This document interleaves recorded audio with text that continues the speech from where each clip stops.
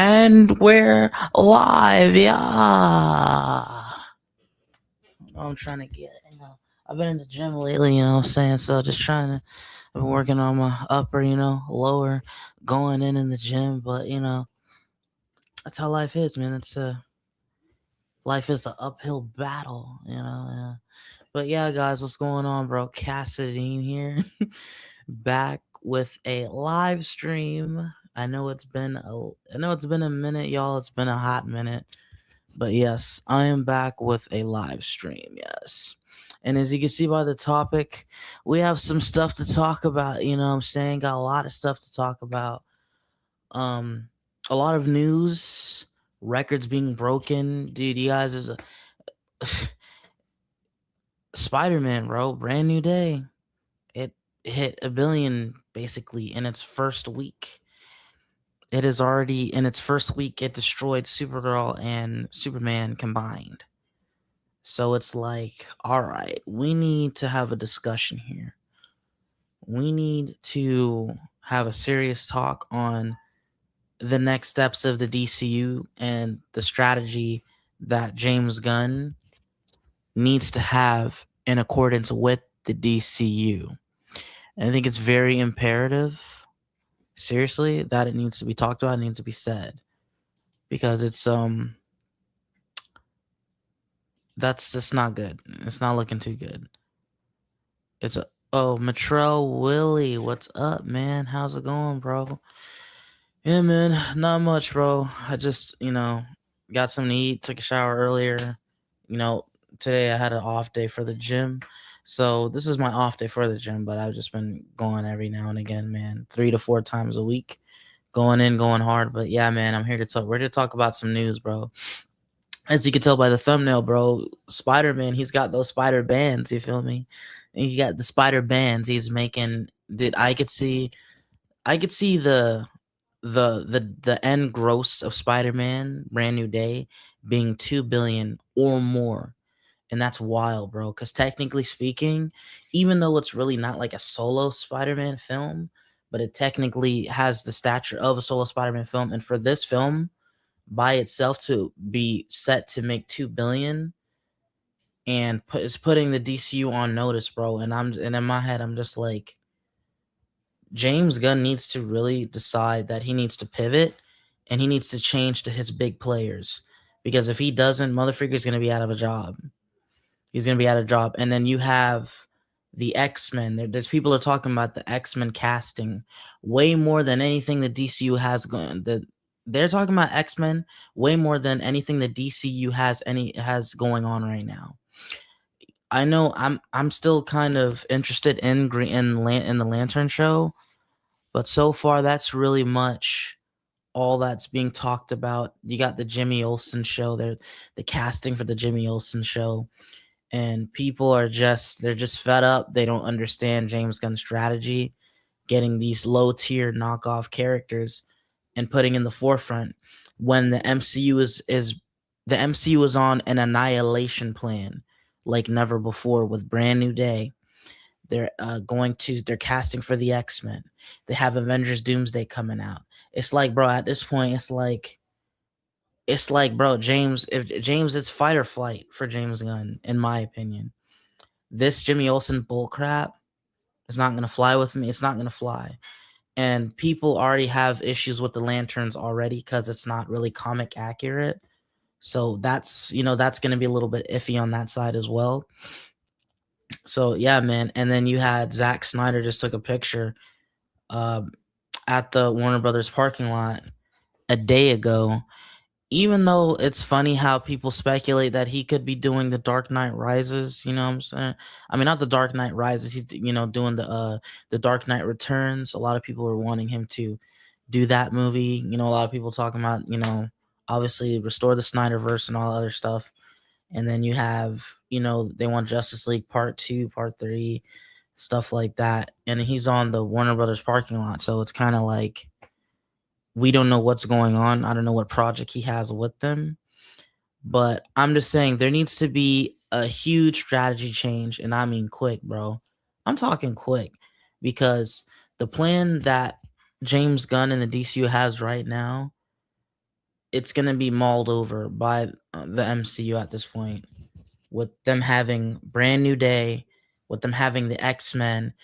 And we can also talk about Brand New Day spoilers as well if you guys want to. We're just here to shoot the stuff, talk about superhero content, talk about MCU, the DCU, the status of everything, the casting of the X-Men, you know what I mean? Brand New Day breaking records like crazy. It is on track. It's literally right behind Avengers Endgame in the quickest, gross of almost to a billion in its first week. The only movie that's done faster than that is Avengers Endgame, and that's an Avengers film, bro. So you're telling me this dude, the Brand New Day is really it's breaking records, and it's setting the record straight for the DCU, and they got to come out swinging. I really truly believe after Clayface and after Man of Tomorrow, my thing is at this point, Man of Tomorrow it has to be Man of Tomorrow at this point, in my opinion, has to be one of the greatest live action DCU films of all time. Not even just DCU. Man of Tomorrow has to be one of the greatest DC superhero movies of all time. It has to be. Because with what Marvel's doing, it has no room to have mediocre or even good. Dude, Man of Tomorrow needs to be freaking amazing, spectacular, bro. It needs to be, dude, it needs to really blow our asses out of our brains. So yeah, in regards to that, it's seriously something that needs to be said in that regard, truly. And I don't know what the strategy is going to be, but again, I need them to pivot from these low tier characters, these C, D characters, and they need to pivot back to the B, A ball player, big characters in the DCU, in the DC comics. That's why this is the biggest fear that I've had with them making, Hal Jordan old and what I'm saying, not really introducing. And again, I understand nobody wants them to bring out the Justice League off rip, but when Marvel is moving like this, it's kind of like, all right, y'all. The only way, bro, that this could be liable and viable for James Gunn's DCU to be moving in this direction with the Jimmy Olsen show, Clayface, and Superman, and not Superman, and Man of Tomorrow. It's called Man of Tomorrow, not Superman, Man of Tomorrow, but every project coming out in the DCU has to be glorious, bro. Moving from here on forward. And Supergirl, I don't care what nobody says, bro. Supergirl has left a bad taste in a lot of DC fans' mouth, especially from James Gunn saying the script was amazing. The script is so good that they had to, fast track production. And then the movie comes out and it flops gigantically. It's one of the biggest superhero flops of all time. So bro, facts, bro. Listen, Matrell, I'm right there with you, bro. James Gunn needs a team like the Avengers, and he needs his own Russo brothers. You ain't lying, bro. At this point, it's like I don't care, but nobody wants to hear this, but I gotta say it, and it has to be said. Hold on, let me do this real quick. Let me share this. As you guys can see, you can get mad all you want, but this guy right here, Mr. Snyder, I'm not calling for him to take over DC Studios again. But what I will say is, and it's no doubt about it, Jack, that Zack Snyder, even though people say that, okay, he made Superman dark, he did this, he did that, one thing that Zack Snyder did better than anyone has ever done for the Superman character is he made the mother freaker look epic. He made Superman look epic. First Flight, the Hans Zimmer soundtrack. That is the most powerful and majestic we've ever seen Superman. And it's because of this man right here. I'm not talking about the script. I'm not talking about how you want to see the story, execution, anything like that. My thing is, no one has ever made Superman look as powerful, larger than life, and epic than this guy right here. And what I believe, and I've said this plenty of times, that they need to bring Zach back to bestow films with his visuals. Keep him away from the pen. I don't care for Zack Snyder to really write a superhero film, but you can't deny how epic he is behind the camera with cinematography and visuals and action. He brings action and visuals and cinematography on a level that DC needs to come back to in order to combat what the MCU is bringing. Because I done already said this, bro. Avengers Doomsday, that action is about to be nothing we've ever seen before. The X-Men, bro, people need to give Bayo DeMayo his flowers because he made the X-Men relevant. And you see the X-Men casting is being it's the talk of the town. You know when Avengers Doomsday is coming out, those action scenes are going to be disgusting. X-Men's action scenes are going to be disgusting. And that's one thing that I need to say about what my problem was with James Gunn as well in the first Superman film that he did, is that the action scenes in Superman, they're pretty decent, but it did not blow us away like Zack Snyder's action scenes. I would rather have they could choose Zack Snyder. Like you said, Matrell, they need to have their form of the Russo brothers. Somebody handling the script, execution of script, story plots, all that stuff. And they need to have people to handle action, visuals, cinematography on a godly level. This man right here, Zack Snyder, he has to be on part of that team. He has to be a part of that team because, again, I don't care what nobody says, bro.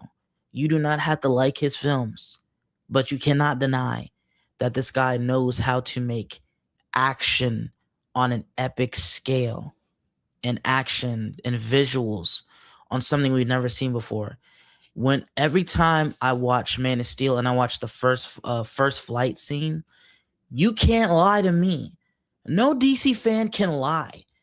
You can hate Man of Steel all you want. You can hate Zack Snyder's Justice League.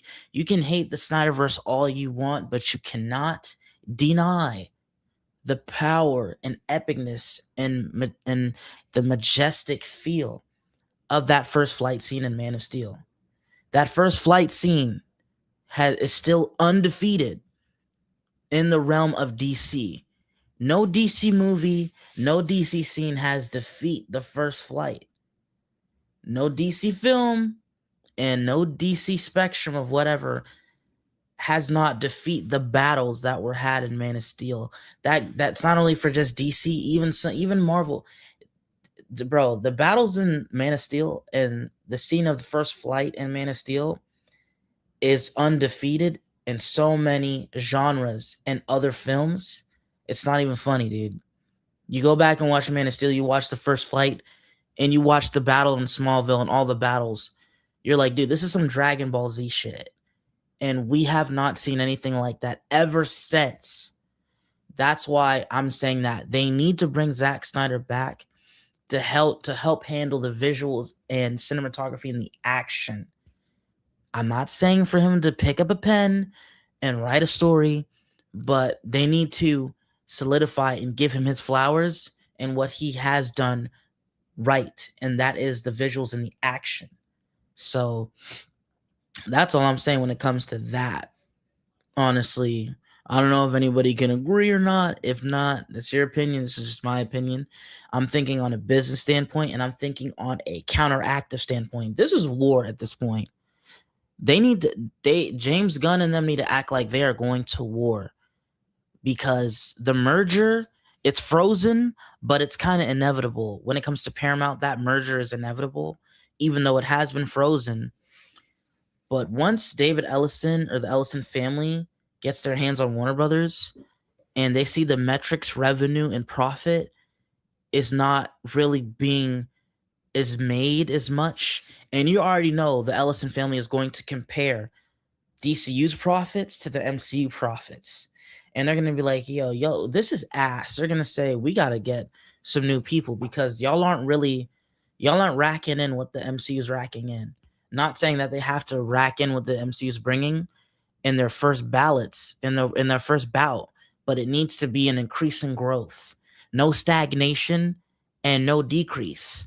The Ellison family is going to want to see they're going to want to see minimal growth to exponential growth. They want to see things keep going up with every project. And then you have Supergirl coming out. You have Supergirl came out, and then it just did a hard decline to the pockets and profit of the DC studios. And there's no denying that. And again, they're going to look at James Gunn like, bro, you said that this movie script was fire and the movie did shit. So what use are you to us? Or why should we trust your word? They're going to have these discussions. And James Gunn's going to be looking like a deer in headlights. So there needs to be a huge change, a huge pivot. I'm talking a huge new strategy plan, because the MCU ain't coming out here to play games, bro. Brand New Day is more than likely gonna end its run with 2 billion. Brand New Day alone is about to wipe out all of the DCU's projects that have come out so far. All of them put together. And that's again, Brand New Day has already destroyed Superman's box office and Supergirl's box office put together. And it's the first freaking week, bro. Dude, hey, man. They better do something. They better freaking do something, bro. Because the Jimmy Olsen show, and I love you, Aaron Pierre, but the Jimmy Olsen show, the Lantern show, ain't gonna do it. Clayface, they better pray to God that Clayface script is so fire that it could at least rack in 500 million, 600 million, if not. I'm hoping that the Clayface is as good as Joaquin Phoenix's Joker. Clayface needs to be the Joker of the DCU, and I've already said this in a video before. If Clayface ain't hitting like Joaquin Phoenix's Joker, which made $1 billion, by the way, then it's like freak. I think Clayface needs to hit at least 400 to 500 million. If not, I want Clayface to be so good that the first week probably won't make as much, but word of mouth is going to come out, and people are going to be like, dude, this movie is the Joker of the DCU. And then people will eventually start to flood in and buy tickets and start watching. This is the difference between a shit film and a glorious film. Okay? A good film or a bad film. And a sleeper hit to an obvious hit. I need Clayface to be a huge sleeper hit, bro. I need Clayface in its first week to at least make 50 million, 25 million in its first week. And then when those people that watch it in its first week say, oh my gosh, dude, this movie is amazing, it's incredible. And all those people are going to tell their people, going to tell their friends, tell their family, and then the second week is going to generally increase. Third week's going to increase. That's how good I'm hoping Clayface is. That word of mouth will traject the box office. That's why I already expect Clayface to have a crappy first week.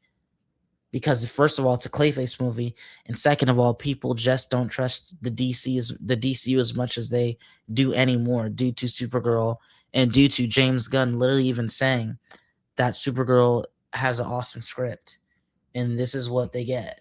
So that's just how it's gonna be.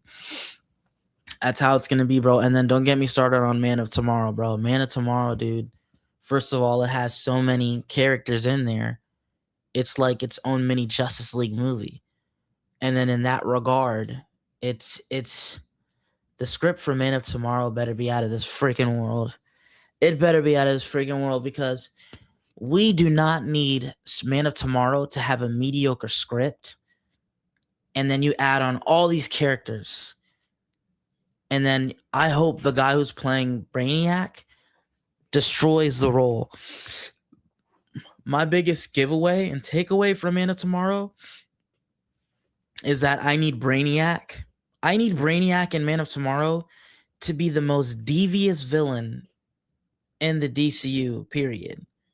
He needs to be He needs to, bro. The guy playing Brainiac needs to own that role, like how Heath Ledger owned Joker. My guy, I need him to win an Oscar for this freaking role. That's how bad this is right now, because there needs to be drastic course correction. There needs to be drastic strategic changes, because boy, I'm telling you right now, dude. I'm telling you right now, if the DCU is gonna have this same strategy of these low tier, bottom of the barrel, corner crinkle characters, and they're gonna push shows like that, they're gonna make movies like that, the DCU it'll never get back to where it needs to be. It's not happening. And James Gunn will be out of a job. Like, it's just that imperative. They need to course correct. They need to pivot, bro. They gotta pivot. You cannot hide those heavy hitters anymore, bro. You can't hide. And as much as I loved Eddie Gathegi as Mr. Terrific, they gotta pivot, because I heard they're making a Mr. Terrific show. And I wonder right now that, honestly, here's the thing.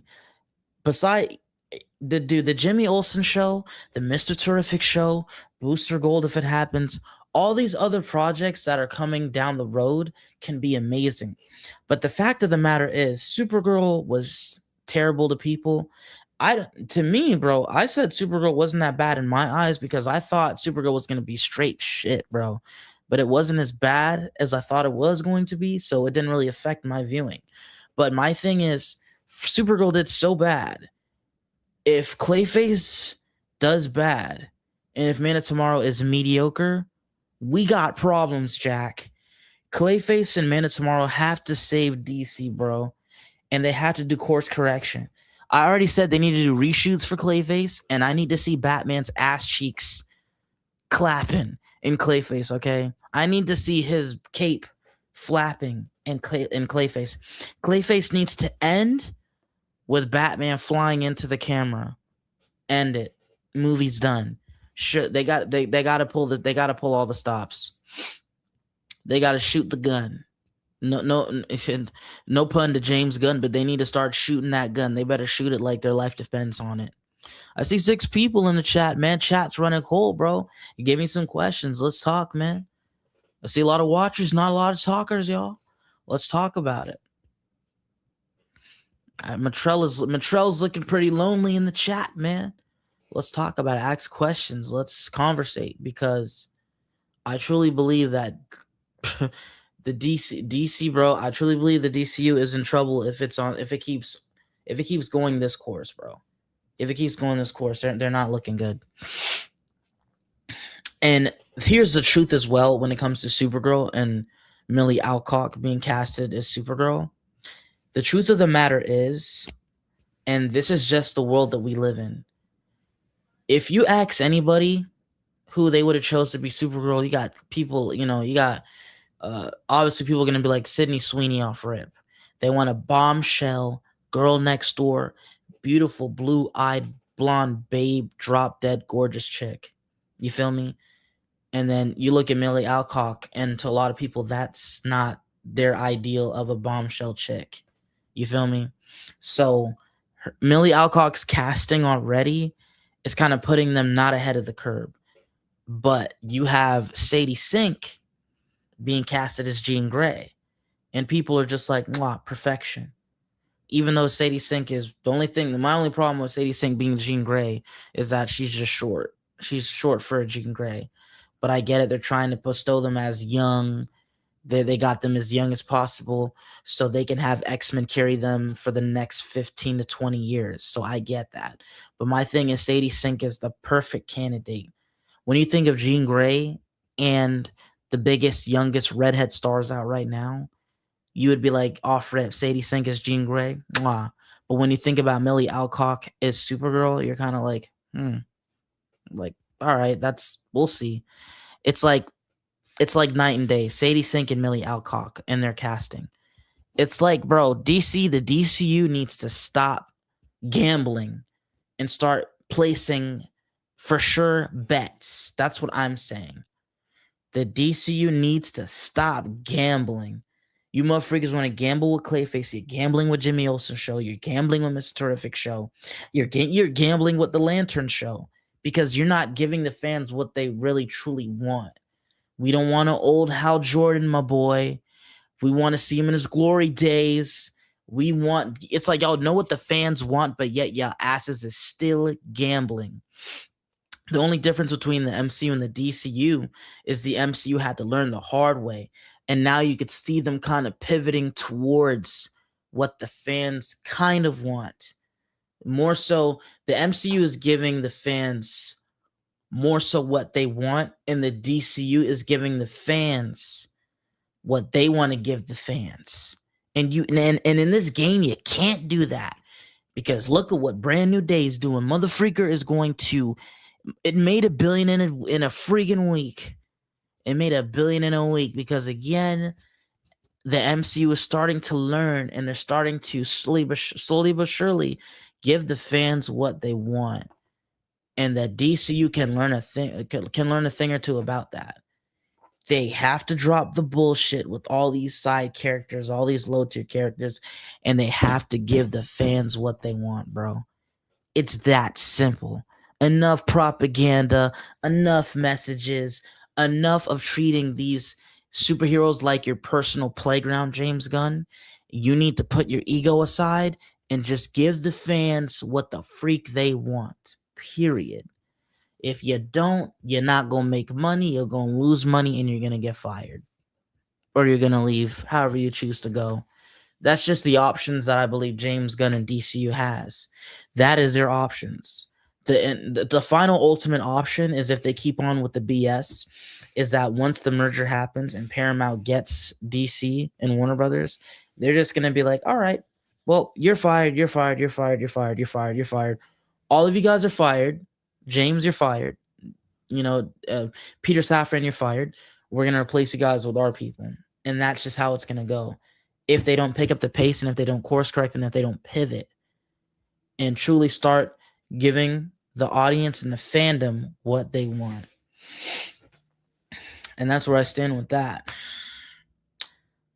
All right, so we got a cold crowd, man. It's like there was like 6 people in here. We're down to 2. Not much questions coming on. Come on, guys, throw some questions. Let's have a discussion, yeah. It's like, hey, I'm speaking my truth, bro. I know the truth hurts. The truth hurts, buddy, but it has to be spoken. It has to be. And then so far right now, when you go on Twitter or X, however have you, every time I'm on there, all I see is X-Men. And then Comics Explained just dropped. Let me go ahead. Not add this. I'm going to remove that. Remove it. And then do this here. All right, let me share again. There we go. And even Comics Explained says this is a message to shareholders, not fans. So Variety, and this was 2 days ago, Warner Bros. Discovery boss David Zaslav saw some pictures yesterday from the set of James Gunn's Superman sequel, Man of Tomorrow, and they looked amazing. It looks fantastic. We're super excited about it. And let's see here. It says we're super excited about it. Matt Reeves and I spoke to over the weekend, and he's working very hard on Batman. And we have Clayface coming up soon, which looks terrific. We got Lanterns launching in the next few weeks on HBO Max. On HBO, which Casey and Sarah are super excited about. And so DC feels very good, and we have a robust pipeline, and Peter and James are hard at work. Okay. All right. And that is from Variety. And in my eyes, we know David Zaslav could be a lying son of a bitch. We know he could be a lying slob. So, I mean, because you could think about it in many ways that he's just saying this just to appease and make things sound beautiful and epic. You know what I'm saying? Because the merger. He wants that merger to happen. He could be telling us that their projects are the best thing since sliced bread, and then once the merger happens, he's gonna cut himself, get his shares, cut himself out, Warner Brothers, and probably just go on with his life. David Zaslav, he only cares about lining up his pockets. The dude doesn't give more X-Men stuff. X-Men. One member of the X-Men will be a traitor in Avengers Doom. It's just, that's what I'm saying, bro. The MCU, they pick Sasha Calle over Supergirl. It's just, bro. It's, oh god. I don't know, man. That's all you see is MCU, X-Men, Doomsday, okay, and all these other things, bro. That's all you see. That is all you see, bro. All you see on Twitter, bro, or X, however have you. You see Brand New Day, you see X-Men, you see Doomsday, X-Men casting news. So all you're seeing right now, really flooding the internet and social media, is Brand New Day box office, Brand New Day spoilers and everything about Brand New Day.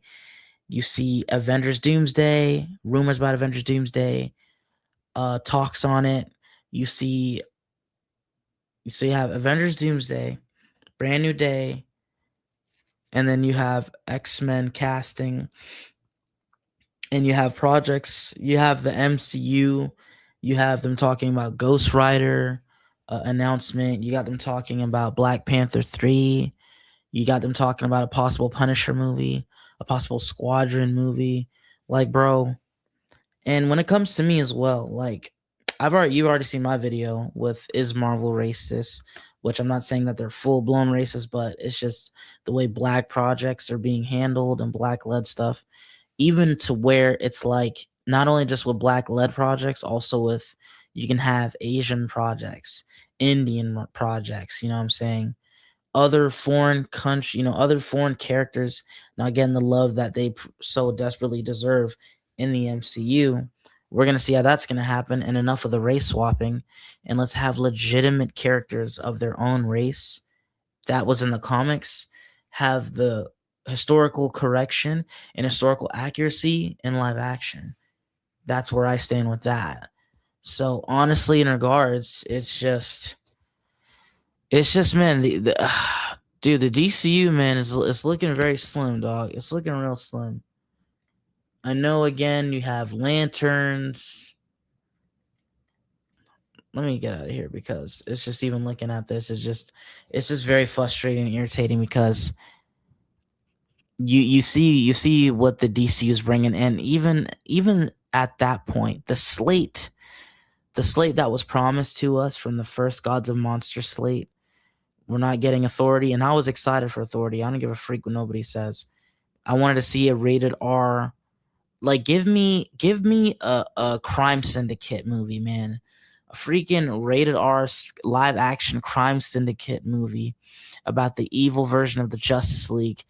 I already made videos, and this is before I deleted all my videos that I made when I just crashed out, and I was just so irritated after watching the Superman movie. I made a video saying that the DCU needs to tap into the multiverse, needs to tap into the Infinite Crisis on Earth. They need to tap into the Infinite Crisis on Earth storyline fast, because it is, at this point, it's a freaking cheat code. The multiverse, the different Earths are a cheat code to success, depending on what story you do and how you execute it. I already said, can you imagine seeing Brandon Routh's Superman, Henry Cavill's Superman, Tyler Hoechlin's Superman, like, showing up in a movie to help David Cornsweet's Superman defeat, other multi-dimensional beings like the Monitor, Darkseid, Mongol, just other high-tier characters, Trigon.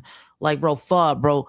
Like, come on, man. Like, I know we're already doing Brainiac, but it's like I was really hoping as well that they would kind of go more digging deeper into the candy of different villains, because I feel like Brainiac right now as the next villain is really rushy. It's very rushy.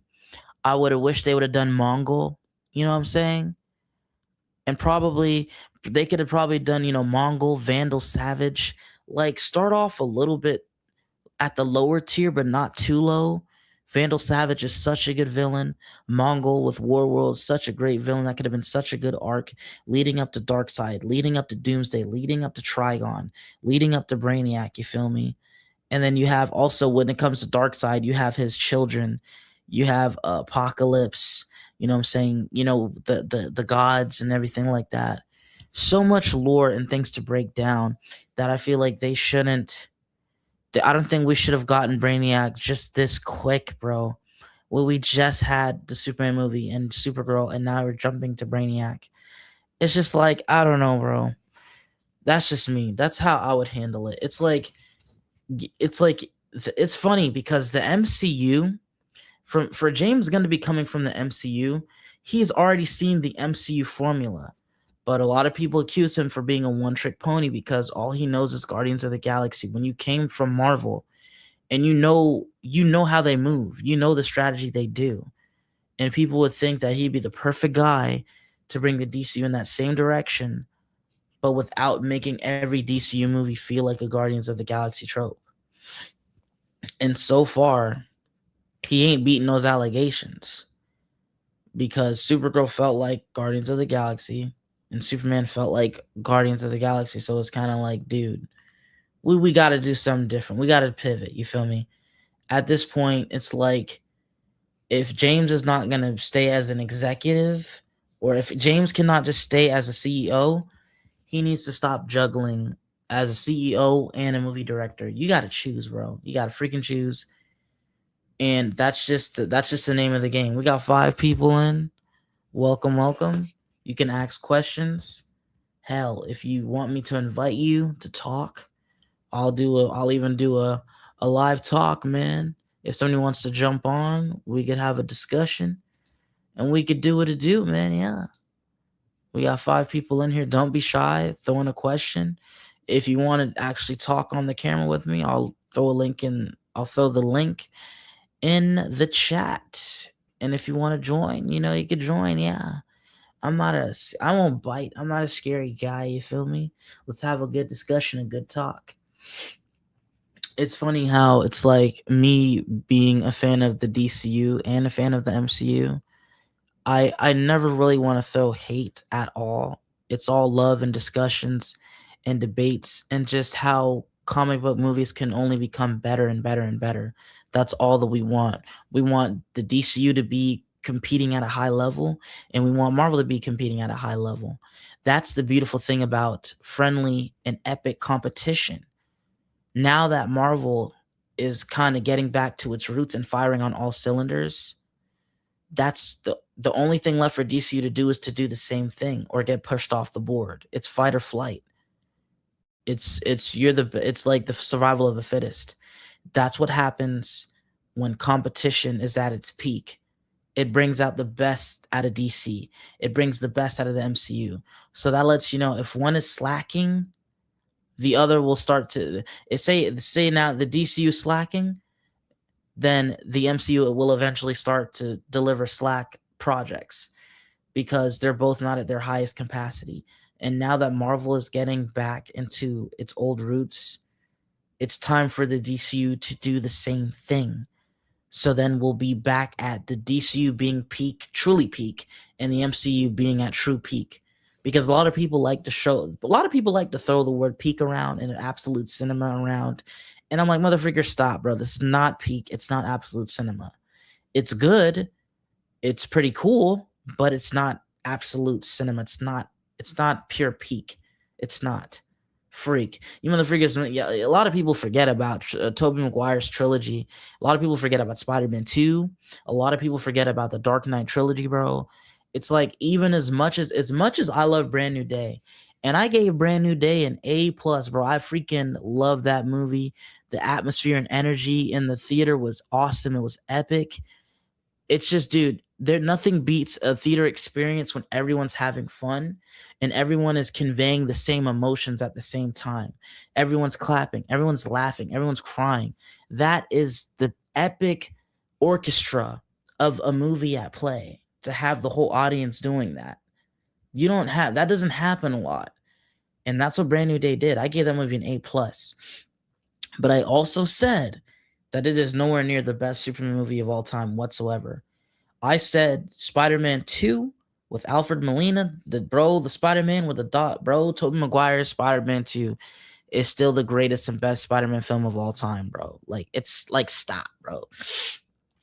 People comparing Brand New Day to Spider-Man 2, people saying Brand New Day is on Spider-Man 2's level, or people even delusional enough to say, even though it's your opinion, for people to say that Brand New Day is better than Spider-Man 2 or on the same level as Spider-Man 2, I'm like, stop it, bro. Freaking stop it, dude. Just the scene of Tobey Maguire trying to stop the train while, Doc Ock is doing his bullshit shenanigans. Just the scene alone of Tobey trying to stop the train by himself when he's like, bro, we're not getting that. We have not got that, bro. We haven't got that in modern time right now. There is no scene like that, bro. I'm like, stop it. That scene alone still destroys Brand New Day, bro. I'm like, we gotta cut the recency bias out, bro. It's not happening. No. And doesn't mean that the next Spider-Man films that Tom has will eventually defeat Spider-Man 2. It will take the crown. And I expect that to happen. But it ain't gonna be with Brand New Day. Brand New Day is not taking that crown from Spider-Man 2. It's not happening. Delusional if you think so. But it's your opinion, but no. No. It's still number one for me, Spider-Man 2. Number 2 best Spider-Man film of all time to me is Spider-Man 1 with Tobey Maguire as Willem Dafoe's Green Goblin. Finish it! Oh my gosh. Oh, did the spider come out and play? Like, bro, come on, bro. Willem Dafoe and Alfred Molina as Spider-Man villains put that villainy on their back, bro, and carried that motherfucker, dude. Tom Holland still has no villains on that level. So you got to think about it. A hero in a superhero film is only as good as their villain. Again, that's how Heath Ledger brought the fire and had to bring Christian Bale's Batman to another level. Again, I say to you, a superhero film is only as good as the villain in that superhero film. And if you don't want to believe it, Spider-Man Brand New Day technically doesn't even have a villain. There truly is no villain in Spider-Man Brand New Day. A lot of people say Jean Grey was the villain, but if you truly think about it, critically thinking, Jean Grey was just moving out here like an immature, angry young girl who lost her sister and was stopping at nothing to get revenge on the people that basically killed her sister, took her away from her. That's not really, I won't say that's villainy. I would say that's like anti-hero-esque and just revenge. She was just on her revenge tour to avenge her sister and take down the DOD, the Department of Damage Control, because they killed her sister. So it's not, I won't say that's like really much of a villain thing right there. It's just revenge. It was straight up revenge. So it's like, if you think about it, Brand New Day had no villain. The only villains you saw was the beginning montage. A lot of people were pissed on how they handled Tombstone, and I get it. You just see him just holding Spider-Man up like how fast do you think you fall if I drop you from here? Something like that, in the movie. And he's like, I don't know, you tell me. And then he just proceeds to beat Tombstone like that. I know it's a montage and they speed ran everything because that beginning was everything that happened in that 4-year time skip after No Way Home is basically what we wish that we could have seen more so of. Seeing Tom have those 4 years to himself as Spider-Man, as Peter Parker, We kind of wanted to see a little bit more of that, but they sped it up. They montaged it. I get it. They want to just get us in the thick of things, get that out the way. But like I always say, you can't, sometimes it's a bad idea to rush origin stories for superheroes. And sometimes it's a bad idea to rush arcs for superheroes, because that's the juicy stuff. That's what we want to see. And when you just montage it, or you casually just time skip it, it's kind of like, fuck. Can we see that, please? Like first, and then go here? So it all depends on what your fancy is and what you deem to be the perfect buildup for superhero movies nowadays. If you're tired of origin stories, fine. If you love origin stories, fine. If you don't mind a time skip, great. If you want to see that time skip be displayed and have more levity to it, then sorry to tell you, bro, Spider-Man Brand New Day does not do that for you, buddy. It just speeds right through those 4 years of, Tom's Peter being by himself and Spider-Man building up, being that hero that New York loves him for. So you don't get to see that. That's the biggest gripe mainly of Brand New Day. And plus plus them throwing Jean Grey in there. A lot of people didn't want to see Jean Grey be introduced in a Spider-Man film. But hey, to me it didn't bother me as much. It wasn't awful. That's my thing. It wasn't an awful execution. So I'll leave it at that.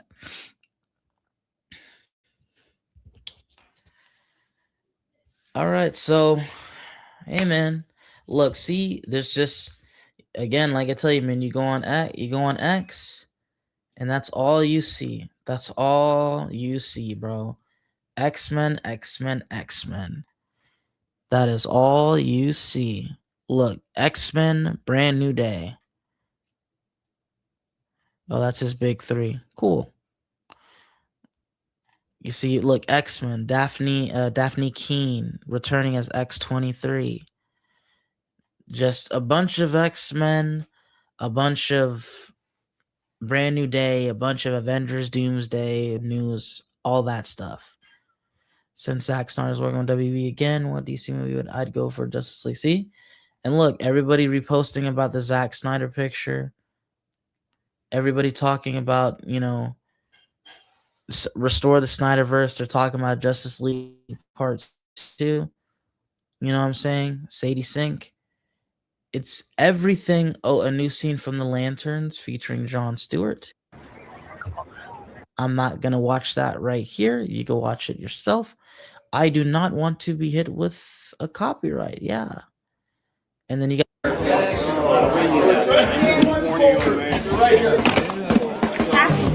I need a fresh load cow. Any interest? Oh, wow. Clean as it gets. And then Robert Downey Jr. Grammar, any interest? Yeah, man. Honestly, he made to a lot of people come off like pompous dick. What's your pledge? We got to be real, and a little bit of flavor. But I get it though. Even though I get it. Anybody else want to have your coffee? Please. I know that he started it. These were so good on set. I guess they wanted to be the one Do you want to end it. flavor? Sure. Or do you like dry? Give me flavor. But it's kind of like, It's good coffee, bro. like I said before, and I'll say it again. I'm still not for the pivoting of Kang the Conqueror to Doctor Doom. I said in my mind, why didn't they just recast Jonathan Majors? You feel me? That's where I stand in regards to that. They should have just recasted Jonathan Majors and continue Kang's Dynasty. You know, if you don't know, Destin Daniel Cretton was the guy who directed Brand New Day, was supposed to direct Kang's Dynasty, bro. So we left epicness on the table yet again. So they just got rid of Kang Dynasty and went to Robert Downey Jr. as Doctor Doom, which you just threw 2 seasons of Loki out the window, and you threw away Quantumania buildup and the end credit scene out of the window, simply because you guys couldn't just recast Jonathan Majors. If those allegations and what he was accused for was so bad for you to just get rid of all of it. It's just because again, and see, that's the thing, bro. These superhero companies, these cinematic strategies, a lot of times they get more hiccups and more mistakes made than they do with achievements, with that they do with making good ideas and good decisions, So it's just that's just how it is mainly in the world of Hollywood, especially the world of superhero Hollywood. They make they make more bad decisions than they do make good decisions. And what that's either the MCU or the DCU. That's just how it goes. The only difference is that the MCU, when the MCU makes good decisions, those good decisions are epic. They hit harder. They're more strategic. They have way better credit than the DCU. So far, the DCU's credit is at 550. It's getting, I would say 550, 590, if not. The DCU credit score it's getting close to 600. And then you got the Marvel credit score is at like 780, almost getting close back to 800 on its credit score, perfect credit score. So if we're talking credit scores here, that's what we got. But yeah, man, that's just where it stands, you know what I mean? The Brand New Day box office, it's just so far right now globally, it's sitting at 1 billion, 1.155 billion, and growing. Again, it's the first week. Internationally, bro, Spider-Man made 706.3 million, bro. Spider-Man made $706.3 million internationally, and domestically made $508.8 million, bro. Domestically, bro. That's what US and Canada. Putting that together, it made $1.155 billion, and it's growing. Of course, we're in the second week now. Well, it's jeez, bro. That's wild. That is wild. James, DC, y'all better get it together, sir. I'm telling you right now, y'all better get it together because it's not looking too good, bro. And the projects you guys have, I'm not saying that they're gonna be terrible scripts, bad stories, or whatnot. It's just the gambling mindset has to stop, and you have to understand that you cannot make the fans care about these minuscule, half-ass, low-tier characters, and you need to pack in your ego and just give the fans what they want. That is Justice League. That is high-tier villains. And that is epic action with epic storytelling all wrapped into one. Ain't nobody asked for no Jimmy Olsen. Nobody asked for a Grounded Lantern series based off a True Detective. I don't care how cool it sounds. Nobody asked for that shit. The DCU is giving everything the fans didn't ask for, and the MCU is starting to slowly but surely give the fans interest and give the fans kind of what they are wanting. And they've pivoted to X-Men, to where Bayo DeMayo with X-Men 97, the first season, it's crazy because I feel like they're building the future off of X-Men 97. They saw exactly how good and how rave reviews and how critically acclaimed X-Men 97 was, and now they're willing to bet their future on the X-Men, because no matter what people want to say or believe, or you want to get mad with Bea DeMayo about the allegations or whatnot, who gives a freak at this point? Look at his craft and understand that Bea DeMayo, or Bea DeMayo, if I'm saying his name right, he made the X-Men relevant again. And now that he's been fired, whatever, they're going to take his blueprint, they're going to take his ingredients, and they're going to use that to revitalize their live action cinematic projects again. Just know, once we watch and witness this new X-Men reboot saga live action, and once we see how epic this saga will be, it's going to be because Bayo DeMayo gave them the blueprint and the ingredients first. So if you want to give anybody their flowers, you give it to that black gay man who put his all and his passion into the first season, and I think he did most of the second season. That apocalypse episode in the second season, bro, straight flames, dude. Straight flames. This guy, Bayo DeMayo, gets the X-Men. And he's the reason why the X-Men are relevant again. And he's the reason why Disney/Marvel is willing to bet all their chips on the X-Men yet again because of that man right there. Don't get it twisted. Do not get it twisted, bro. That's the God honest truth.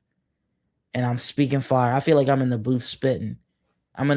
Somebody get me a pad and a pen. We got 5 people in here. We got 4. Guys, again, if you want to chat, just ask a question, talk, you can. Or you can just jump in and out. You're going to jump in, look at me like a weirdo and not say anything? By all means, go ahead. Fine. I'm going to run this stream for about an hour and just wrap it up, honestly, because not much traction today or tonight at all. And I know I'm going to have to start scheduling my live streams so I can at least give people time to prepare, because I know that it's a Friday night. I know you guys are probably out, you know what I'm saying, getting nasty, drinking the good lick, you know what I'm saying, having fun with the family. So I think I need to start making my live streams more so like on Monday and Wednesdays. I'll probably think to do that. I think Friday is not as the best time really until I really grow my, substantial subscribers that will be willing to watch or that are at home watching and just chilling. But yeah, man, it's just that's just where I stand with all of this when it comes to the MCU and the DCU and what the DCU strategy needs to be in order to survive. Because again, that Brand New Day box office has just annihilated every single DCU project that has come out so far. And that's crazy, dude. And it's not like and that's the scary thing. It's the first week, bro. This is dude, Brand New Day is on unprecedented waters. I could see if it ended its run, but this is only the first week, my guy. And then again, they got to get over the hurt of the DCU has to get over the hurt that Supergirl flopped so hard that it's one of the worst flops in superhero history. It's awful. And now they have to face the fact of Brand New Day looking to hit 2 billion or more after its run is over. It's like, bro, something's got to give. Something's got to give, dog. Something has got to freaking give. The DCU, well, 5 people again. If anybody wants to ask me a question, come on. Go ahead and ask me a question. If you want me to throw a link in the chat, you can join me on the you could do an interview with me, you could join me on the live stream and we could chat it up. If not, I'll be wrapping the live stream up in about a minute just to have it as a nice full overall hour, because I do have to get up a little bit early soon as well. Me and my dad are going to go fishing. We're going to go shoot the stuff, hang out. We're going to go check out lakes and ponds and whatever have you. But yeah, man. What do you guys think about just the state of the DCU? And what do you guys thinking about Brand New Day basically getting $1 billion in its first freaking week? Can you imagine what that is? Utterly insane. $1 billion basically in 1 week. So what? So you're telling me after this week is over, is it gonna hit another $1 billion? And is it gonna do you guys think Brand New Day will make $2 billion in 2.5 weeks? That's sick. At this point, if that's the case, Spider-Man has always been and has now truly officially solidified himself as the most popular and most profitable superhero of all time right now. Spider-Man is that guy. That's why you can see on that thumbnail I had to put spider bands. If you're not Spider-Man, you're not making spider bands. You're not racking in those spider bands, bro. That's wild. But again, guys, I hope you guys enjoyed this live stream. Thank you, Matrell Willie, for, you know what I'm saying, throwing in those few questions. We got a tough crowd tonight. We had about 5 to 6 people coming in. There's 4 people watching. You guys can hit a question or any questions you have, anything you want to say. Now's the time, because I'm gonna wrap it up very soon. Oh, well, we're here too. Well, guys, it was definitely a pleasure. I'm gonna go ahead and wrap up this live stream. Again, probably next time it'll be a little bit more lively. And I'm gonna see to just start doing live streams at like probably 6 o'clock, 7 o'clock for Mondays and Wednesdays. On the slower days to where people are just getting off of work and they want to be homebodies. So to see if I could rack in some more people to watch, some more people to conversate and things of that nature. But guys, it's been a pleasure. Thank you so much for watching. And again, if you want to check out the live stream after it's been uploaded, finished up, then by all means. And again, my question to you guys is, do you think the DCU needs to pivot? And what do you think about Brand New Day basically making $1 billion in a week? Unprecedented territory. And that is due to the culmination of who Spider-Man is. He is the most relatable, the most fun, and just the most versatile superhero in modern time right now. Literally, he checks all the boxes when it comes to, a young audience, a relatable audience, a fun audience, versatile. He has all the tools as being a superhero and really connecting with him the most.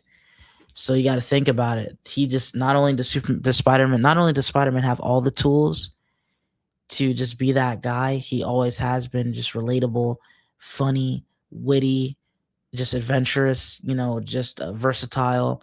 The kids love him. We love him. We all love Spidey, man. It's like we all feel like a bunch of New Yorkers in the theater, bro. We just love Spidey. And this shows you how much Spider-Man is loved and all the care that was taken into the character when it came to Tobey's trilogy, when it came to Andrew's 2 films, and them coming all together to help pass the torch and boost Tom Holland up. That's truly something that the DCU fandom can learn. That's something that the DC studios can learn. That's why I pitched the Infinite Crisis movie theory, and I pit Infinite Crisis on Earths as a movie project to help build up David Cornsweet. Can you imagine if they gave Brandon Routh, if I said his name right? Can you imagine if they gave Brandon, Henry Cavill, Tyler Hoechlin, and just gave them the chance to come back in an Infinite Crisis, timeline movie script, and just had them all come together and help David Cornsweet defeat a huge threat, build him up, give him the torch, help build him up. It's like you don't see that unity. The unity is dead for the DCU fandom, and the unity is dead for the DCU studios in general. Just a bunch of egotistical bastards running DC, a bunch of weirdos and freaks, and just tribalistic freaks and nerds that are the DC fandom. There's no unity within the fandom or in the studio when it comes to DC. And that is why DC will always fail. And that is why nothing will ever change when it comes to DC. Because the spectrum with the fans must change. And the spectrum within the company needs to change. It needs to be passion. There needs to be love. There needs to be unity. And DC has none of that. What's up, Angar? What's going on, bro? I was about to end the stream because it's a little dry, man. He came at the last minute, bro. I guess everybody out is just having a beer. They're having good times, man. So yeah, but nothing much, bro. What's up with you, Angar? How you doing? I'm just talking about how much of an unprecedented success Brand New Day is. It's made history. It's making history, bro. It basically made $1 billion in a freaking week. bro. Yo, yeah, Angar, yeah, chill, bro. Chill, man. Yeah, dude. Watching, I think, and see, that's what happens. I think it's the first time. It's that first time superhero high, that first time cinematic viewing superhero high that a lot of people get. Because now when I think about Spider-Man Brand New Day, excuse me. Oh, yeah, there we go. Excuse me. But now when I think about Spider-Man Brand New Day, bro, it's like I gave it a pretty high score because of how emotionally connected I was to the story and how good it felt to have an audience that was so connected, bro. We were all clapping, cheering, crying, laughing, all at the same time. Everybody was synced in. But I know for sure if I watch Brand New Day again, probably if I were to watch Brand New Day at home, on 4K DVD watch or whatnot, I would definitely be like, okay, I should probably have given it like an A minus to a B plus in that regard instead of like an A plus. But dude, that experience was just so epic. It was so awesome. The movie at the time was just, it's just to me, it's everything that a Spider-Man movie of him finally becoming Spider-Man is what made me super excited. And that's why I gave it that pass. You know what I'm saying? Spider-Man Brand New Day was that ultimate buildup to finally saying, all right, y'all, Tom Holland, he is Spider-Man now. It's a brand new day and it's a brand new chapter of him officially being Spider-Man now. Because if you think about it, at the end of Brand New Day, he is accepted. He doesn't need his web shooters anymore. You know what I'm saying? He doesn't need it. He's got, bro, it's just it's him now. He's on his they have turned Tom Holland now is on his Tom Holland is on his Tobey Maguire arc now. That's what I'll say.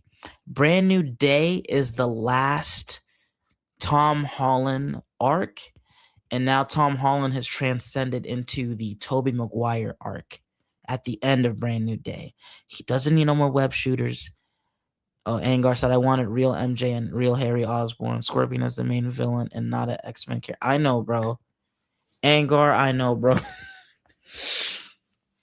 I'm telling you, I'm going to put a prediction and a spoiler out right now for what I think.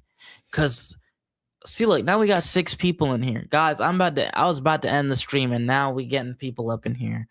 But Angar, what I would convey with what the next Spider-Man film should be, and don't call me, you could call me a sick bastard all you want, but in Tom Holland's next Spider-Man film, I'm going to need Ned to die, or I'm going to need Michelle Jones to die. One of them, if not both of them, have to die. They have to go.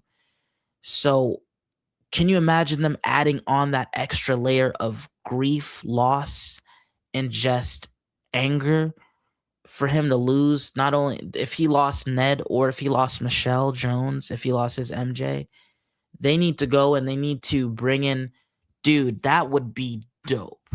I think that's what they need to do in the next Spider-Man film for Tom. Zendaya's character needs to die and Ned needs to die. Yeah. Bro, listen, that blonde that he saw could definitely be, because I'm not gonna say Felicia Hardy, but they change a lot of things in the comics because Felicia Hardy is Black Cat. She comes from money. You feel me? But you know how they change up the comics when it comes to these movies. So she could either be Gwen or she could be Felicia Hardy, bro. I saw, the blonde chick.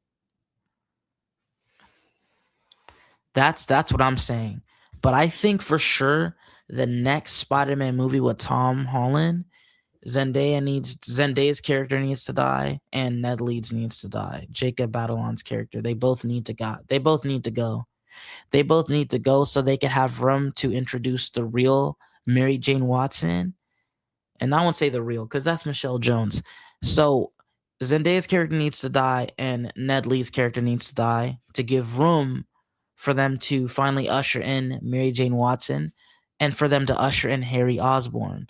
I don't care what nobody says, bro. I would love to see a new rendition of Harry Osborn and Norman Osborn and Green Goblin in Tom's timeline, in Tom's universe.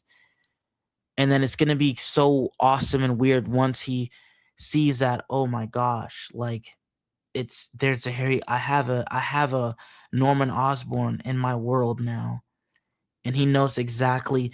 Can you imagine how much like emotion would come with that, knowing that he experienced an Osborn already from Toby's world and his timeline and his universe, and now he sees the Osborns being introduced in his universe, in his world, and he's just keeping a close eye on them, just making sure that he's not evil like Willem Dafoe's Green Goblin from Toby's world, and that he's just keeping an eye on them, and then he soon become friends with Harry, and eventually, inevitably, Norman does become Green Goblin, and then you can have, Hobgoblin come through. Like, dude, I think for Tom Holland Spider-Man to truly become Spider-Man, he needs to lose Ned and he needs to lose Michelle Jones. They need to go. They need to go. I need them to go in the next film. Or if anything, knock them off one by one. So in Tom's next movie, kill off Zendaya's character or kill off Ned Leeds. And then the movie after that, you could kill his other friend off. And now he truly has no one. And then he gets introduced to Mary Jane Watson, and he gets introduced to Harry Osborn, and he could get introduced to Felicia Hardy, and then he could get introduced to, Miles Morales. Like, I think that's going to be the next stepping stone and the next stepping point for his Spider-Man to truly get into that true Spider-Man era when he loses Ned and he loses Michelle Jones. Once he loses those two, once he loses everyone else that he knows and loves, and then he enters that new true arc, that new true brand new day, to where it's truly just him. He's lost everyone, and now he's going to be introduced to Mary Jane Watson, Harry Osborn, Felicia Hardy. He's going to be introduced to he'll be introduced to what's his name, to his J. Jonah Jameson. He's going to fully integrate with the main Spider-Man characters finally in his universe. I mean, bro, he says, I don't see why they won't make Ned Hobgoblin. Isn't he magic? That was insinuated in No Way Home. You know what I'm saying? When he was handling, Doctor Strange's little, a portal ornament on his fingers. But they hinted at that. And dude, I'm saying it doesn't mean that it won't happen. There's still room for Ned to become Hobgoblin. That would be a very interesting twist, even though, because yeah, in the comics, Ned Leeds is Hobgoblin. You feel me? So it's like that door, as long as Ned is in the Spider-Man movies, bro, with Tom Holland Spider-Man movie, that's still on the table. Because it's that dude, Ned Leeds' Hobgoblin arc is a tragic tale of framing and brainwashing, and investigating the villain as a Daily Bugle reporter. Ned was captured and mentally conditioned by the true mastermind, Roderick Kingsley, to act as a decoy Hobgoblin before being assassinated. That's when that Ned Leeds arc comes through for him to become Hobgoblin. So it's definitely still on the table. It's definitely on the table, y'all. So again, that's where I need Tom Holland's Spider-Man arc to move into that area. That's when we're really going to receive, once we get Spider-Man movies like that for Tom Holland, those will probably be the Spider-Man movies for Tom that will rival, if not defeat, Spider-Man 2, defeat Spider-Man 1. If he starts getting Spider-Man movies of that caliber, then we can all finally say, all right, now we could really come in that discussion and saying, all right, Tom now has one of the best, if not the best Spider-Man film of all time. Once he gets into that, area of expertise of Spider-Man arcs and characters, once he steps into that Spider-Man realm, now we're talking. Now we could put him in the conversation of having the greatest Spider-Man films of all time. But until then, until he loses Ned Leeds and until he loses Michelle Jones, he's still going to have awesome Spider-Man films. But I won't be able to say, hey, man, this is the greatest Spider-Man film of all time. He still has those last few steps to take before it gets to that point. And then Latrell Willie said, do you think it was magic was the reason Ned remembered Peter at the end? I think, nah, bro. I think at the end, it's just, dude, and I'm not gonna lie, the ending too just made me shed a tear too, bro. It's just seeing that was such a feel-good moment, seeing, them reunite as best buds and him remembering. Because you got to think about it, bro. Ned and Peter, they made that handshake from the very beginning, bro, of Homecoming. So they've been doing that for years. They've been buddies for years, and they've always did that handshake. So that gesture itself probably just broke off and wore the spell off. It forcefully wore off the spell to where it didn't have much choice. It was just like that as soon. And I feel like, because it's been years, man, 4 years since No Way Home. So the spell has been, hovering over them for 4 years. And I feel like, here's my thing.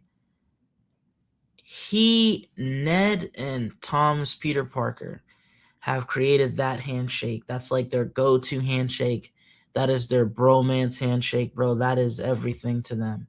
So once he dapped him up, it's like subconscious second nature beyond the spell itself. Them finishing that, it broke the spell from Ned. So what's going to be interesting now is in the next Spider-Man film, Ned and Peter's relationship is going to be back to normal. But when it comes to Zendaya's character, Michelle Jones, she's still going to be foreign to Tom's Peter. She's still going to be like, I still don't know you. And that's where the good writing came in the movie. Because you remember when Peter kissed Michelle Jones in Brand New Day, it wasn't her. It was Jean Grey. It was Sadie.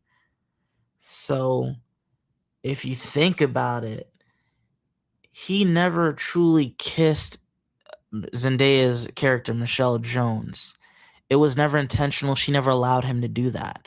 So you already know in the next Spider-Man film, once Michelle Jones is caught slipping and allows him to kiss her, she's going to remember every single memory. It's going to come right back to her.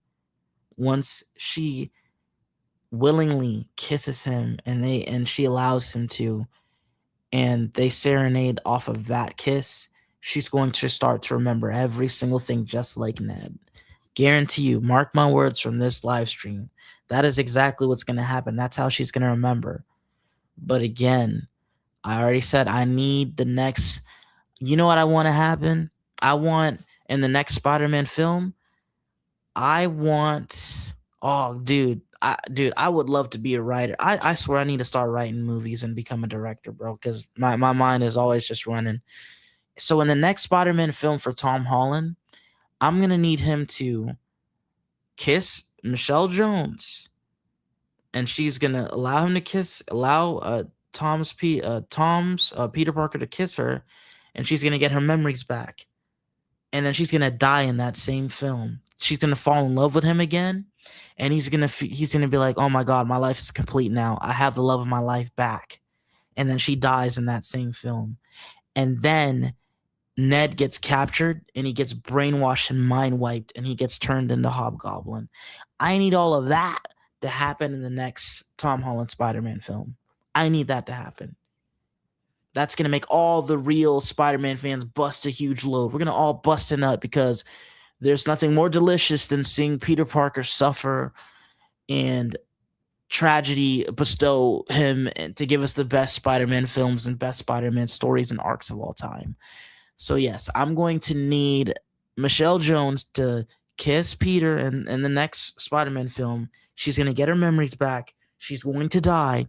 And Ned Leeds is going to be captured by I don't know who it's going to be.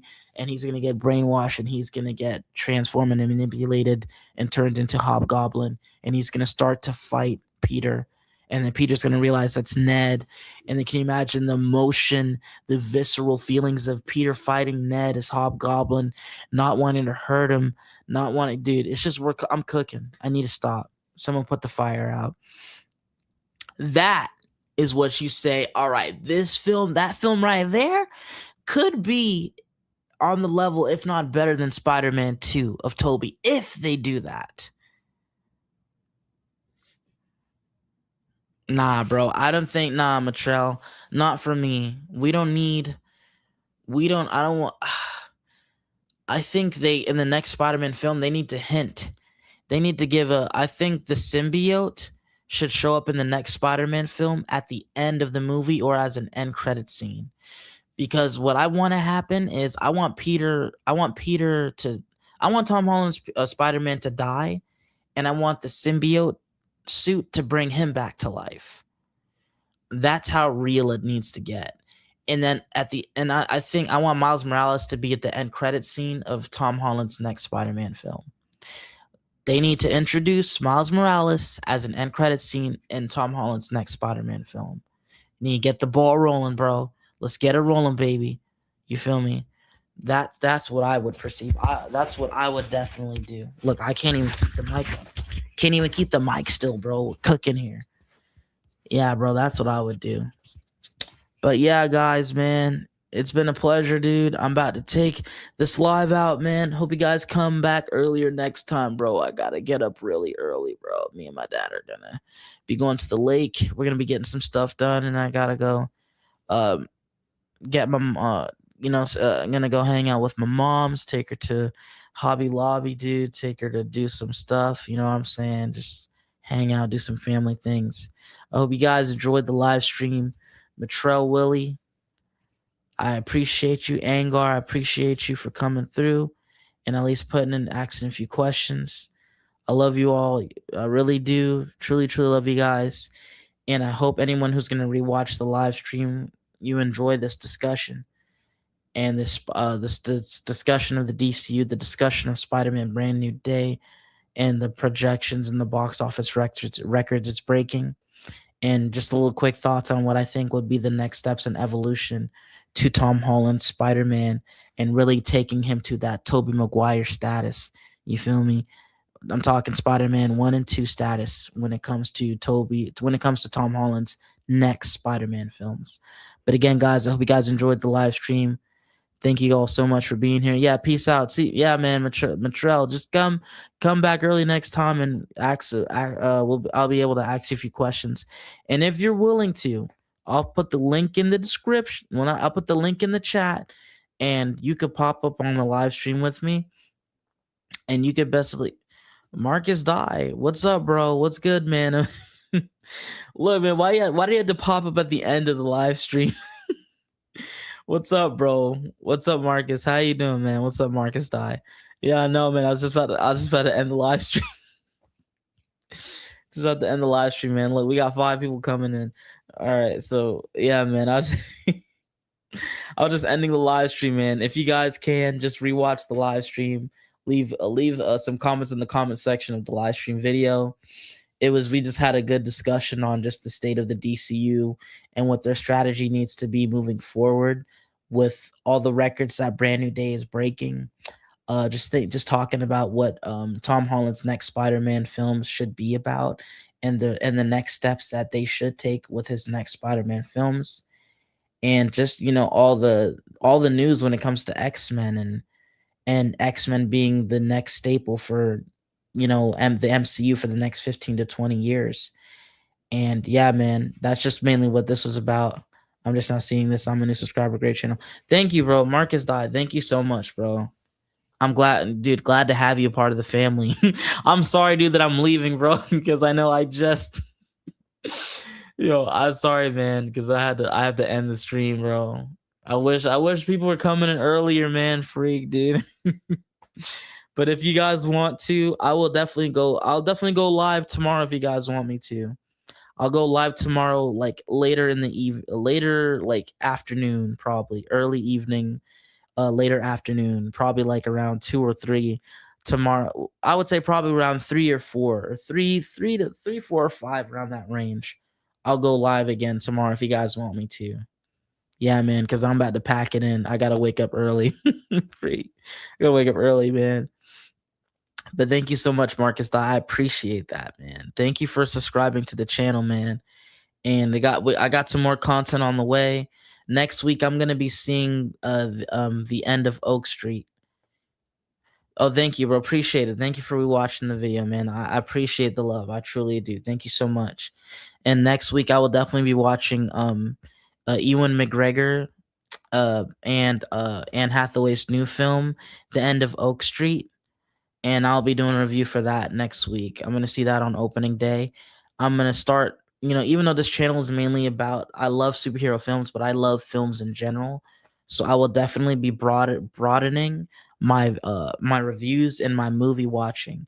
I'm gonna be seeing The End of Oak Street, and then I'm also gonna be seeing Motor City with Alan Richardson, and I'll be doing reviews for every single one. I'm gonna be getting more back into the movie going lifestyle, and I hope you guys are gonna enjoy the ride with me. Thank you so much. And I'm also gonna start doing some probably fitness content on the channel as well. So not only just, not only do I want to entertain you guys, I want to also help you guys if you want to achieve health goals, get your body in shape. That's just as important as the content that we like to enjoy.